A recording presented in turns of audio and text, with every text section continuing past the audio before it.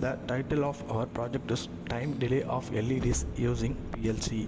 To make our project work, we have drawn the ladder logic in the PLC to make our project work accordingly as per our need.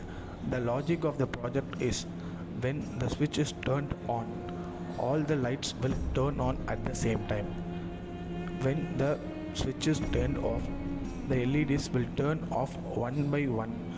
With the time delay we have set the time delay as 5 seconds.